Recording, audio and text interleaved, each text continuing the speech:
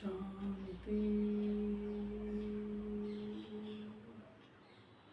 ओम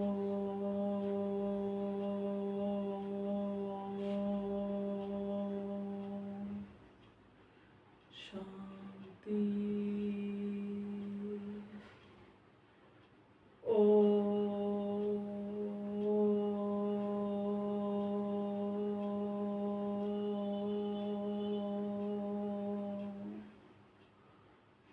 शांति।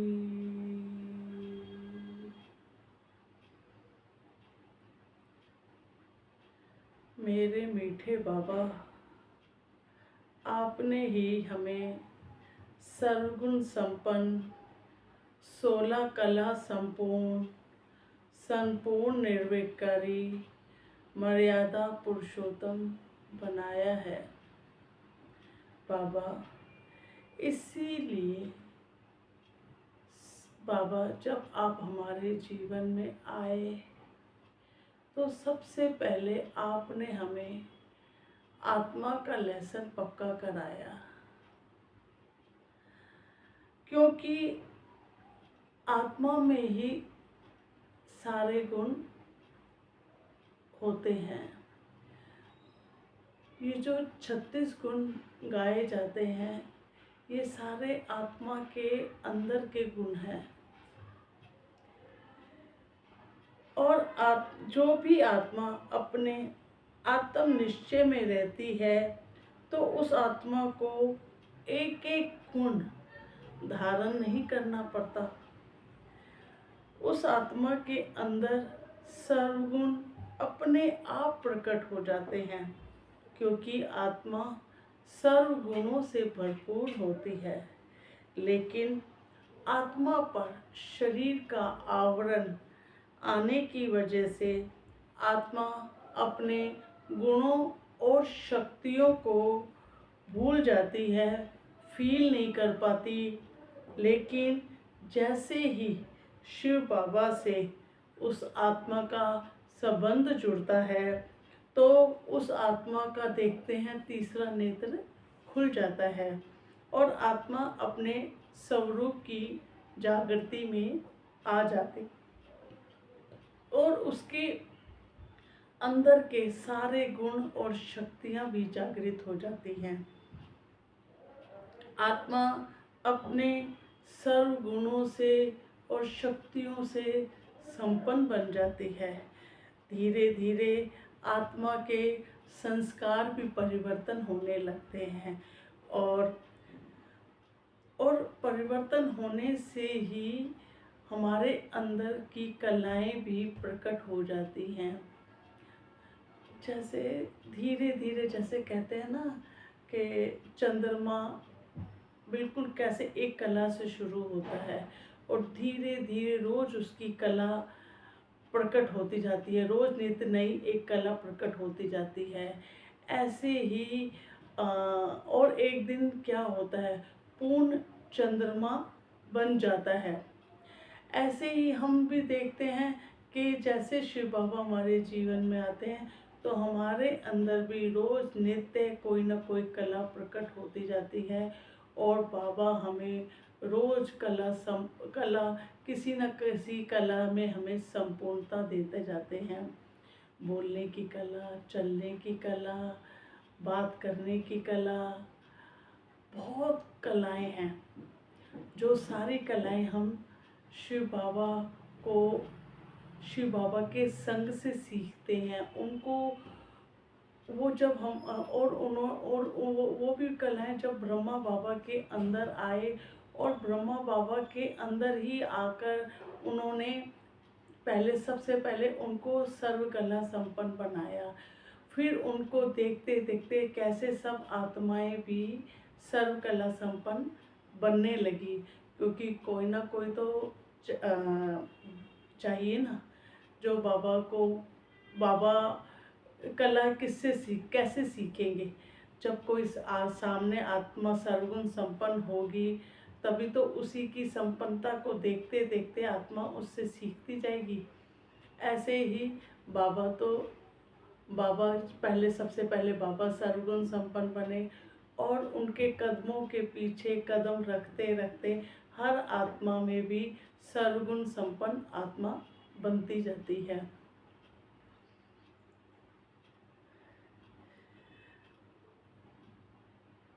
देखने की कला आत्मा सदा आत्मिक दृष्टि से सबका उद्धार करती है।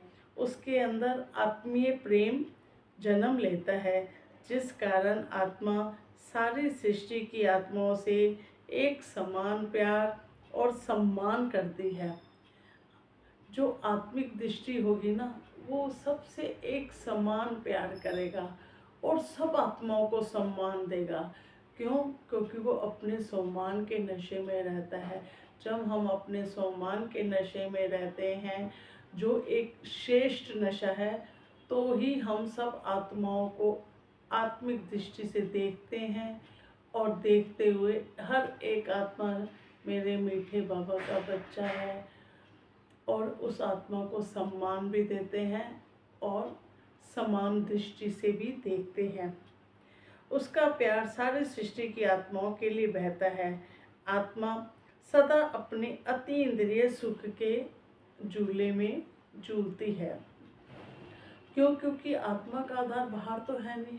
वो तो सारा सुख, आनंद, खुशी अपने अंदर आत्मीय गुणों में रमन करती रहती है, और इसीलिए सदा अति इंद्रिय सुख के झूले में झूलती है, क्योंकि उसका आधार बाहर नहीं है। जब आत्मा ने बाहर के आधार और रस लेना छोड़ दिया, क्योंकि बाबा कहते हैं बच्चे, तुम्हें निराधार बनकर रहना है, किसी भी वस्तु, व्यक्ति, वैभव का आधार नहीं लेना। क्यों? क्योंकि जो आत्मा निराधार होगी, वो किसी वस्तु के ऐसे नहीं कि उसकी शांति का, सुख का आधार वो वस्तु है। अगर वस्तु है तो वो सुखी है, उसके जीवन से वो वस्तु चली गई, कोई व्यक्ति चला गया या कोई वैभव की चीज़ चली गई, तो वो दुखी हो जाएगी, उदास हो जाएगी। क्यों? क्योंकि वो उसने आधार किसका लिया? उसने आधार सत्य परमात्मा का लिया है। एक बल, एक भरोसे पे रहती है वह आत्मा, इसीलिए उसके अंदर कभी भी डर, भय नहीं आता, क्योंकि उसका आधार कौन है? उसका आधार सत्य परमात्मा है।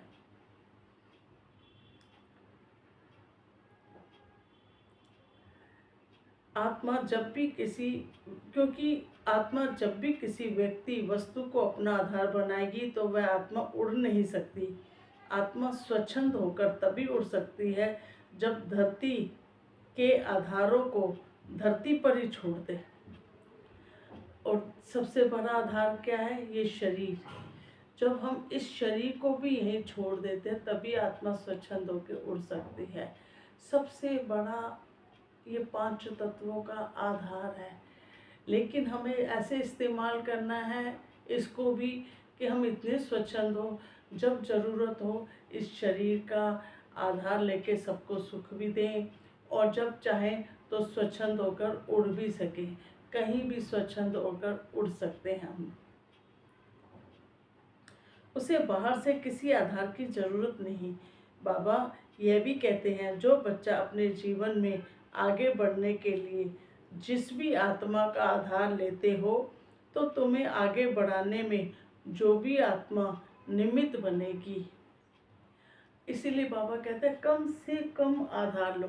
किसी भी वस्तु, व्यक्ति, किसी भी आत्मा का आधार कम से कम लो। क्यों? क्योंकि वो आधार जब छूटता है, जहाँ तो हम उस आधार के प्रभाव में या उसमें प्रभाव से प्रभावित होकर प्रभाव के प्रभावित हो जाते हैं। कभी भी किसी के प्रभाव में, झुकाव में, लगाव में नहीं आना। एक शिव बाबा का आधार, अगर हम नीचे धरती पे आधार लेते हैं, तो अगर वो हमारी स्थिति अच्छी बनती है उसके आधार पर, तो बाबा कहते हैं उस आत्मा को भी वो नंबर मिलेंगे। जैसे कई कई गाने होते हैं, कई बाबा के अच्छे अच्छे सॉन्ग होते हैं जिसका आत्मा उड़ने में उड़ने में सहारा लेती है। कई बार कमेंट्री का, कई बार किसी भी चीज़ का, किसी भी आत्मा का धरती पर किसी भी आत्मा का आधार लेती है। तो हमारे और हम एक बात और देखते हैं कि हम जिस भी आत्मा का आधार लेते हैं तो उस आत्मा के सारे गुण भी हमारे अंदर आते जाते हैं। तो हमें तो कैसे बनना है ये भी निश्चय करना पड़ेगा कि हमें बाप समान बनना है। तो हमारे अंदर तो सारे बाप के गुण आने चाहिए, क्यों? और हमारा लक्ष्य भी बाप होना चाहिए, आधार भी बाप होना चाहिए। जब वो आधार होगा उस पर हमारी नज़र होगी तभी तो हम उसके जैसे बनते जाएंगे। हमेशा उसको फॉलो करें। तो देखते हैं अगर शिव बाबा को, ब्रह्मा बाबा को फॉलो करते हैं तो हमारी स्थिति भी वैसी ही बनती जाती है। और ब्रह्मा बाबा तो वैसे भी कहते हैं, कितने निर्माण होके कहते हैं कि शिव बाबा को फॉलो करो। क्यों? क्योंकि उनको भी पता है कि हमने शिव बाबा को फॉलो कर करके ही आज मैं मुरब्बी बच्चा बना हूँ, बाबा का मनपसंद बच्चा बना हूँ।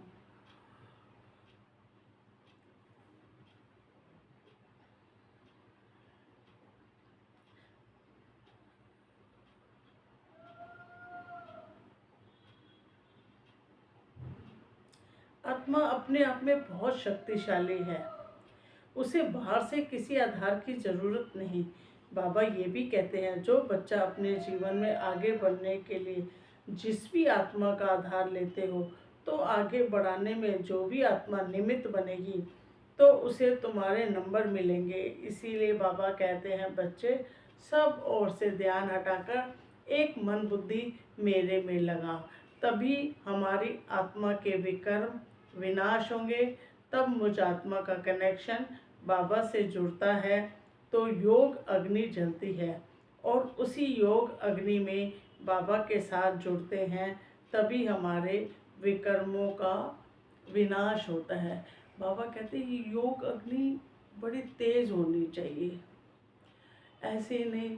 चाहे सोने को भी गलाना होता है तो हम तेज योग उस अग्नि में डालते हैं तभी वो सोना गल कर उसके अंदर से सोने के अंदर से उसका वो सोना पवित्र बनता है, साफ सुथरा बनता है। उसके अंदर से जो गलत पदार्थ होते हैं वो ख़त्म होते हैं। तो ऐसे ही ऐसे नहीं कि अग्नि जल रही है और हम उसके पास जा रहे हैं और मिनट में वापस आ रहे हैं। ऐसे कहते हैं ना, जहाँ तो कहते हैं कि लोहा होता है उसमें भी देखते हैं जंग लगी होती है। तो जंग लगे हुए उस पदार्थ को, हम उस वस्तु को जब हम मिट्टी के तेल में डाल देते हैं और डालकर छोड़ देते हैं तब उसमें से जंग बिल्कुल साफ हो जाती है। अगर हम वो वस्तु मिट्टी के तेल के पास जाके 1 सेकंड डुबोकर और हम निकाल आएँ, फिर 1 सेकंड डालें, फिर निकाल आएँ, तो उसमें से जंग निकलेगी? कभी नहीं निकलेगी। बाबा कहते हैं, जब उस वस्तु को डालकर उसमें छोड़ दोगे तो एक दिन देखना उसमें से सारी जंग निकल जाएगी। और जब जंग निकल जाती है तो फिर देखो चुंबक उसको कैसे खींचता है, उस लोहे को कैसे खींचता है। ऐसे ही हमें भी बाबा के प्यार में हमेशा लवलीन हो जाना है, उसके लव में लीन हो जाना है। बाबा कहते हैं ना कि लव में लीन, जब लवलीन हो जाएंगे तो हमारी भी जंग धीरे धीरे उतरती जाती है। पर कब? जब हम सदा बाबा के प्यार में लवलीन कब रहेंगे? जब हमारा एक बल, एक भरोसा, एक आधार बाबा होगा और तब हम उसके प्यार में लवलीन होंगे तो हमारे देखते कैसे जंग, सारा देह भान कैसे निकलता जाता है और जंग निकल जाती है और हम अपनी आत्मिक अवस्था में साफ, संपूर्ण, स्वच्छ बुद्धि होती है हमारी, क्लीन एंड क्लियर बुद्धि होती है, जिसको देखते हैं कैसे शिव बाबा खींच लेता है। चुंबक है, एक बहुत बड़ा चुंबक है शिव बाबा, जो हमारी मन बुद्धि को खींच लेता है। और मन बुद्धि को खींचकर कैसे हम आनंद में रहते हैं, कैसे बाबा के साथ वो कैसा हमारा अविनाशी समय हो जाता है, श्वासें अविनाशी हो जाती हैं और हमेशा के लिए हमारा पाठ नुंद जाता है बाबा के साथ से।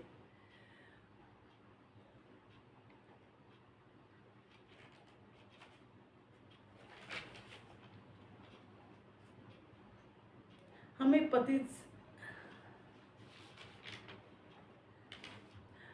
पतित से पावन बनाती है, अर्थात आत्मा हल्की होकर ज्ञान और योग के बल से उड़कर अपने मीठे बाबा के स्नेह में लवलीन हो जाती है। सदा बाबा का स्नेह उस आत्मा को खींचेगा। जिस आत्मा की कटौतरी होगी वह सदा बाबा के प्यार में लवलीन होगा।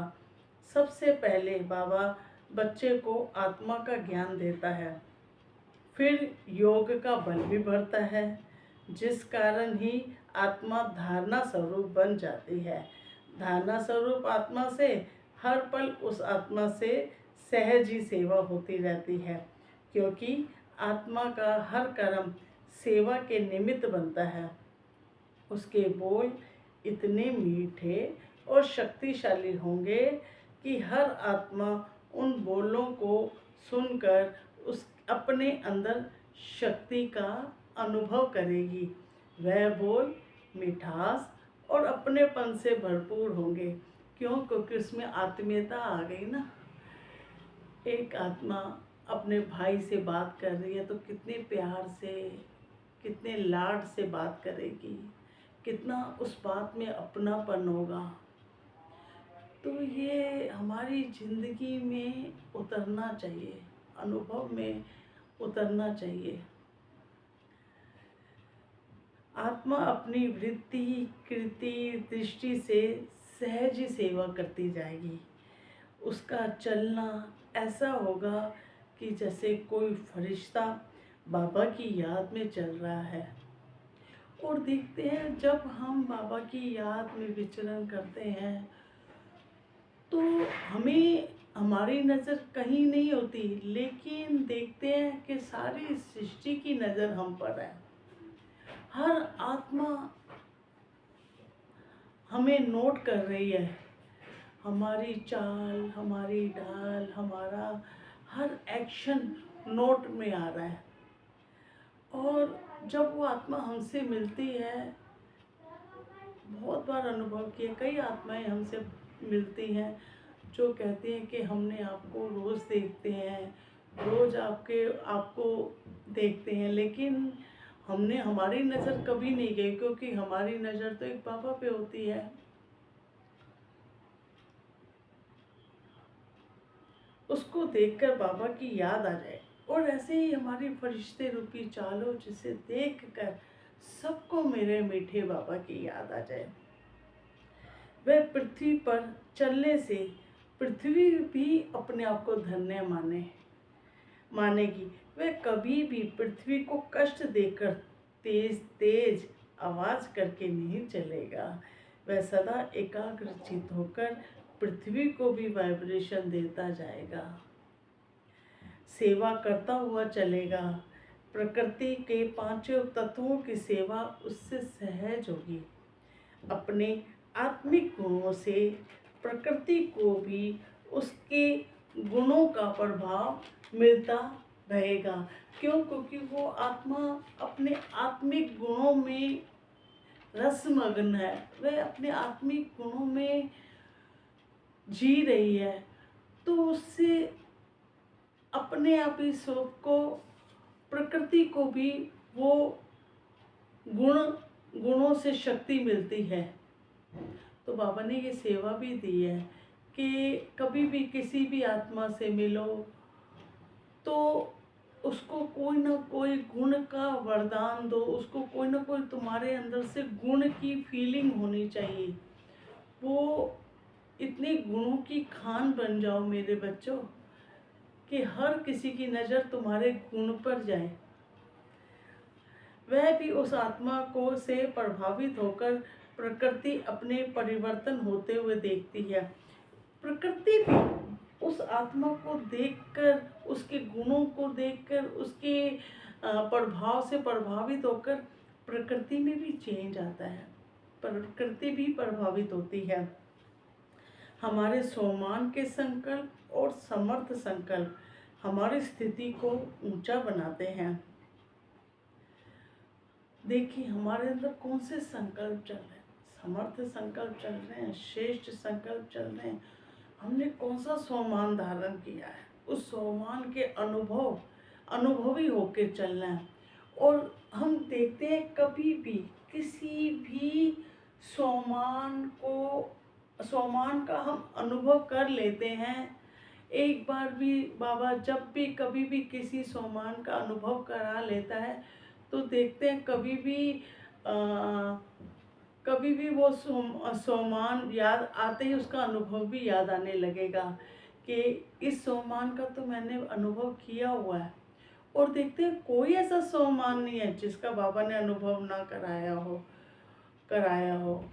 क्यों? क्योंकि अनुभव हमारी अथॉरिटी है, हमारी शक्ति है। वो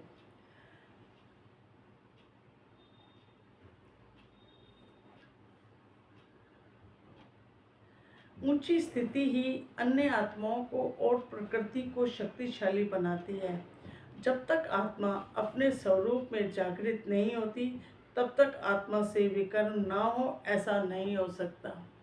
मैं अपने आप को शरीर मानूं, शरीर मानकर मैं जितना मर्जी दान करूं, पुण्य करूं, लोगों की सेवा करूं, लेकिन तब भी मेरे अंदर मैं तो रहेगी ना। और मैं क्या है, मैं ही पाप कराती है। क्योंकि मैं अपने आप से जब परे हूँ, मैं अपने स्वरूप से ही परे हूँ, मैं गलत जगह खड़ी हूँ, मैं शरीर में खड़ी हूँ और मैं कहूँ कि मुझसे सब काम सही हो, ऐसा नहीं हो सकता। उस जाने अनजाने मेरे से गलत काम होंगे ही, क्योंकि मेरी सोच ही गलत है। मैं अपने आप को शरीर मान रही हूँ और मुझसे सब सही कर्म हो, ऐसा नहीं हो सकता। क्यों? क्योंकि आत्मा जब सही, तब उससे कर्म होंगे जब उसका आत्म निश्चय पक्का होगा। फिर उससे कोई गलती नहीं हो सकती, फिर उससे कभी पाप कर्म नहीं होंगे। क्यों? क्योंकि उसमें मैं का भान ही खत्म हो चुका है। क्यों? क्योंकि शरीर का आवरण का भान ही खत्म हो चुका है। वह अपने सत्य स्वरूप में जागती हुई स्टार, चमकती हुई ज्योत जो वो है, उस स्वरूप में उसकी जागृति हो गई है।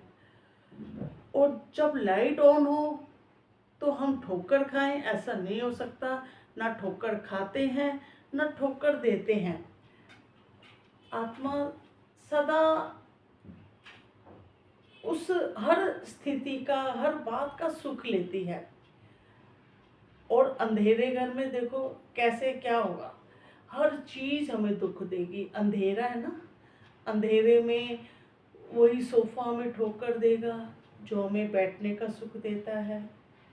हर चीज हमें अंधेरे के कारण दुख देती है। ऐसे ही हम जाने अनजाने भी कब किसको दुख दे देते हैं, हमें खुद ही नहीं पता चलता। कौन सी आत्मा हमारे बोल से कब कष्ट पा जाती है, कब हम उसका दिल दुखा देते हैं अपनी मैं के कारण, हमें पता ही नहीं चलता।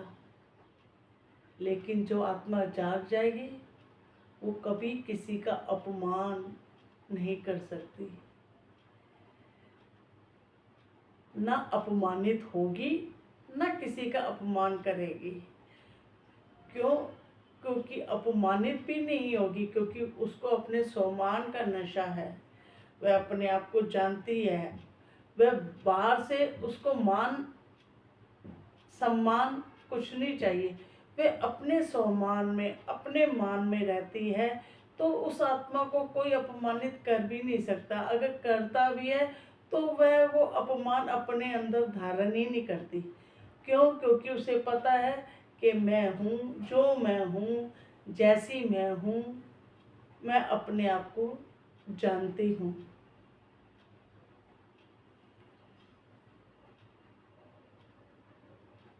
वह जो भी कर्म करेगी शरीर को सत्य भावना से करेगी।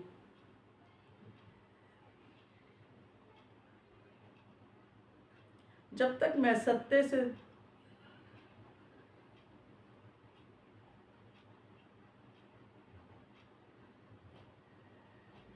हमारे सम्मान के संकल्प और समर्थ संकल्प हमारी स्थिति को भी ऊंचा बनाते हैं। ऊंची स्थिति ही अन्य आत्माओं को और प्रकृति को शक्तिशाली बनाती है। जब तक आत्मा अपने स्वरूप में जागृत नहीं होती, तब तक आत्मा से विकर्म ना हो, ऐसा नहीं हो सकता।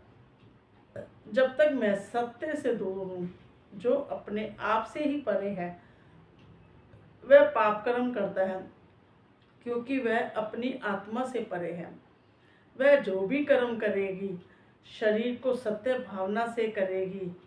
असत्य में रहकर कभी पुण्य प्राप्त नहीं होते, क्योंकि उसमें शरीर की मैं के कारण आत्मा विकारों के अधीन रहती है। क्योंकि शरीर में रहेगी तो पांचों विकार उस आत्मा उसमें होंगे ही होंगे। इसीलिए कहते हैं कि विकारों से तभी छूटा जा सकता है जब मैं अपनी आत्मिक अवस्था में, वहाँ विकार छोड़ने नहीं पड़ते, अपने आप स्वतः ही छूट जाते हैं। एक एक विकार को नहीं छोड़ना पड़ता कि आज मैं अपना अहंकार छोड़ रही हूँ, आज मैं अपना क्रोध छोड़ रही हूँ, आज मैं अपना मोह छोड़ रही हूँ। क्यों? क्योंकि वो इन्हीं विकारों का भी वो लेता है, विकारों को चेंज कर देता है और चेंज करके उनको अपने जीवन में उनका भी उपयोग लेता है। क्रोध करेगा तो अपने ऊपर करेगा, और क्रोध के मेरे से क्यों, मेरे अंदर ऐसा विचार कैसे आया, क्यों? क्योंकि उसकी अटेंशन अपने ऊपर है, अपने विचारों पर, स्वभाव पर, संस्कारों पर, समय पर, श्वास पर, संकल्प पर उसकी अटेंशन है। तो उसके हुक्म के बगैर, आत्मा के हुक्म के बगैर कोई विचार कैसे आया, को ये पल वेस्ट कैसे गया, तो वो ज़्यादा से ज़्यादा अपने ऊपर अटेंशन रखता है और अपनी ऊंची स्थिति में सदा स्थित रहता है। तो क्रोध करेगा, मुझसे गलती कैसे हुई, कब मेरी अटेंशन में कैसे कमी रह गई, तो क्रोध करेगा अपने ऊपर करेगा। मोह करेगा तो सबसे करेगा, उसका मोह को प्रेम में परिवर्तन कर देगा। खाली मैं मेरे से नहीं, उसका मोह सबसे विशाल पूरी सृष्टि से मोह करना बाबा उसे सिखाएगा कि एक से क्या करता है, सबसे मोह करना। मोह का दायरा बढ़ा दो तो वो प्रेम में परिवर्तन हो जाएगा। जब हम मोह का दायरा बढ़ा देते हैं तो वो प्रेम का रूप बन जाता है। सब आत्माओं में एक समान प्रेम, लोभ हो जाता है तो हम लोभ क्या करते हैं कि ज़्यादा से ज़्यादा इन बाबा के अनुभवों का लोभ करें, अनुभव ले सकें, ज्ञान रत्नों को इकट्ठा कर सकें, उनको कैसे ज़्यादा से ज़्यादा अपने जीवन में लगा सकें। इन ज्ञान रत्नों को होता है लोभ, इसका लोभ कि ज़्यादा से ज़्यादा अपना भाग्य बनाएं, ज़्यादा से ज़्यादा बाबा का संग कर लें, ज़्यादा से ज़्यादा श्वास से अपनी बाबा को दें। तो लोभ का वो सदुपयोग करता है। अहंकार करेगा तो श्रेष्ठ मान सम्मान का अहंकार करेगा, बाबा के संग का अभिमान करेगा कि मैं बाबा का बच्चा हूँ, अपने सम्मानों का अभिमान करेगा कि बाबा ने मुझे हर सम्मान का अनुभव कराया, मैं अनुभव मूर्त आत्मा हूँ उसका। और वो अभिमान का मतलब क्या, वो हर बात को अभी भी मान रहा है, हर सम्मान का प्रैक्टिकल कर रहा है। तो उसका अभिमान भी सबको सुख देगा भी, वो आत्मा खुद भी सुख लेगी और औरों को भी सुख देगी। हर विकार का फायदा उठाता है वो। हर सीढ़ी कहते हैं ना, उतरने का भी काम करती है और चढ़ने का भी काम करती है। लेकिन मैं सीढ़ी का उपयोग कैसे कर रहा हूँ? चढ़ने में मेरी चढ़ती कला है या उतरती कला है? जब मैं जागृत अवस्था में रहूंगा तो मेरी हमेशा चढ़ती कला रहेगी।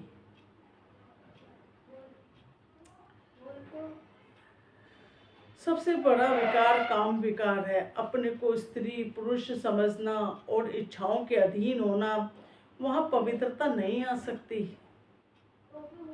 वह आत्म अभिमानी नहीं बन पाएंगे।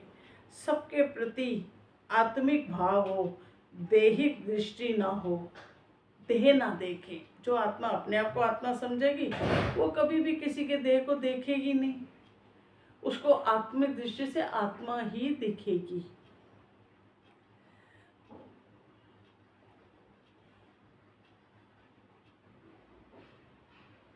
इसीलिए आत्मा का पहला लेसन पक्का जरूर करना है।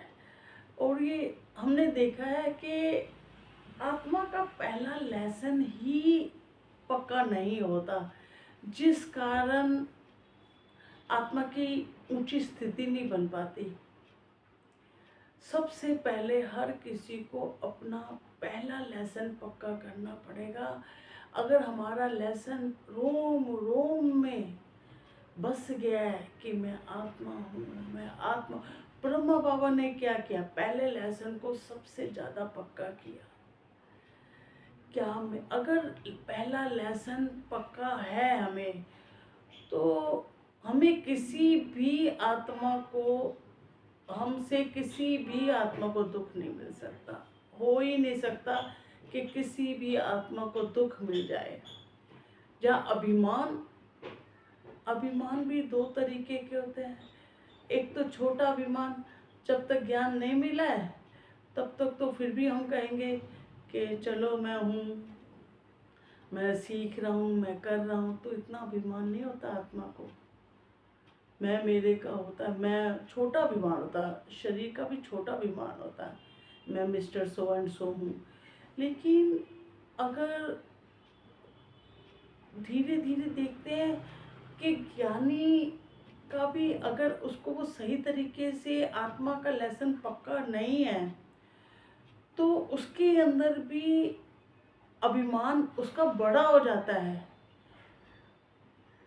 अगर उसने आत्मा का लेसन अच्छी तरीके से पक्का नहीं किया, अभी उसकी स्थिति शरीर के अंदर अगर हल्का सा भी भान, शरीर का भान रह गया है, आत्मा के अंदर शरीर का भान, वो कहते हैं ना, जैसे गुरुद्वारे में होता है ना कि रुमाल चढ़ाया जाता है।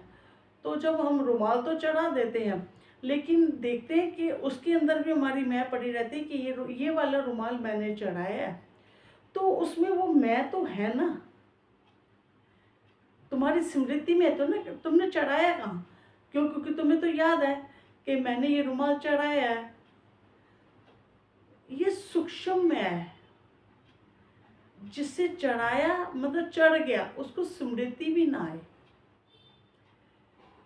तो अगर आज हमें भी अगर स्मृति रहती है कि मैं इतने सालों से हूँ, मैंने बाबा की इतनी सालों से बाबा का ज्ञान सुन रही हूँ, मैं इतने सालों से बाबा के ज्ञान में हूँ।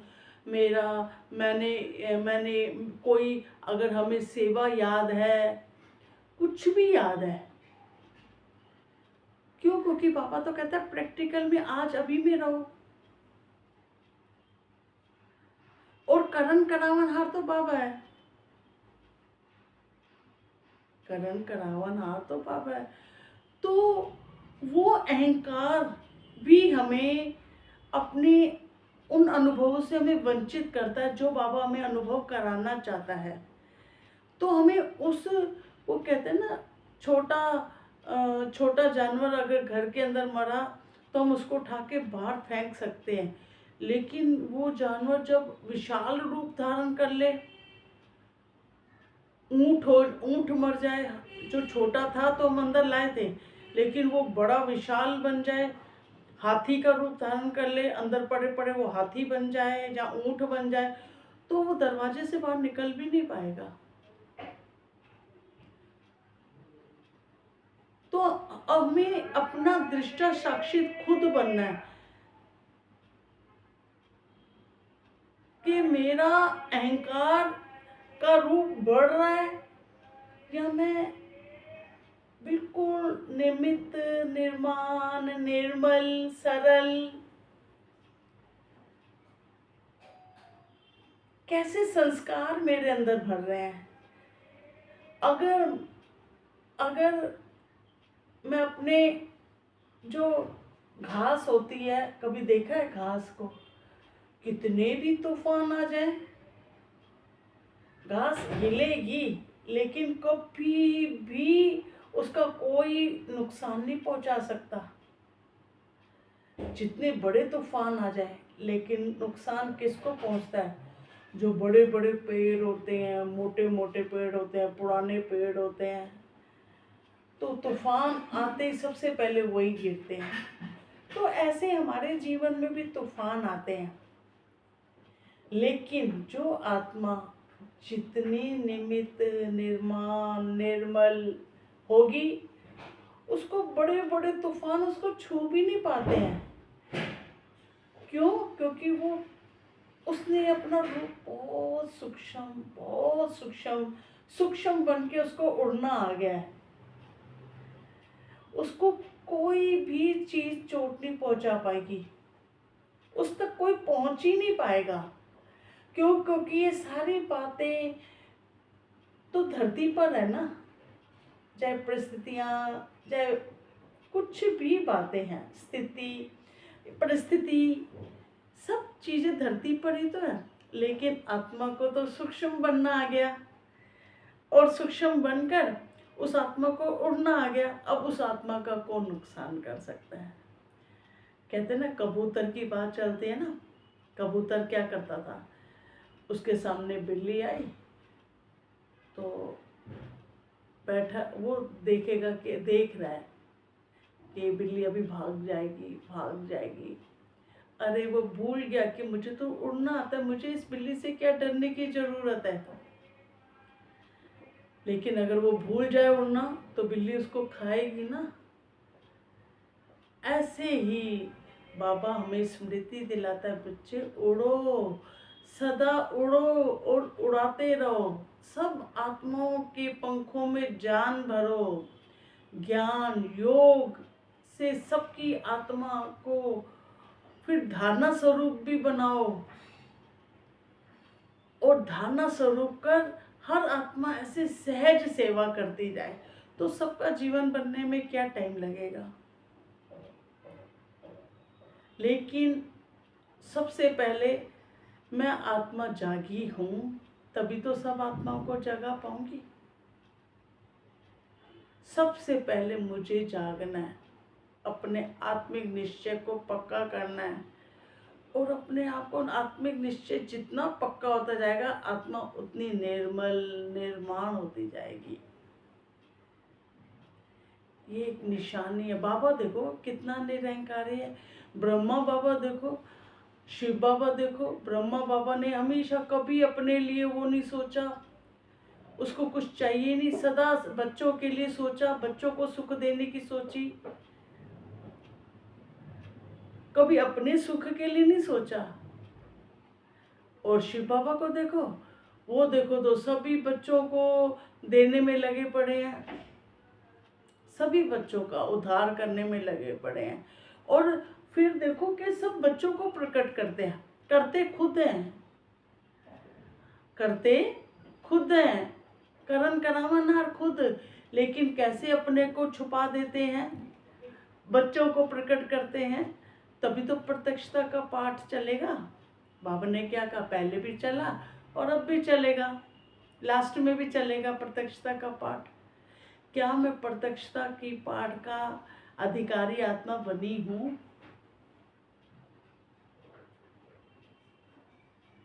लेकिन स्मृति ये रहे कि बाप जैसे लेकिन मेरे अंदर स्मृति यही रहे कि मुझे अपने मीठे बाबा को प्रत्यक्ष करना है और हर आत्मा को अपने मीठे बाबा से जोड़ना है। हर आत्मा, मेरा लक्ष्य यही हो, आज भी यही संकल्प आर्दे के बाबा हर आत्मा तेरे से जुड़ जाए बाबा, यही संकल्प चलता रहे। हर आत्मा जो देवी कुल की आत्मा है, जो सतयुगी है, त्रेता युगी आत्मा है, आ जाओ, अपना भाग्य लो, आ जाओ, अभी भी वक्त है, आकर अपना उस सुख का, उस शांति का अनुभव करके कुछ समय तो उसका अनुभव करो। अगर लास्ट में आए, लेकिन सारा जीवन तो हम दुखी सुखी होते रहे, लेकिन उस खुशी का अनुभव तो नहीं किया ना।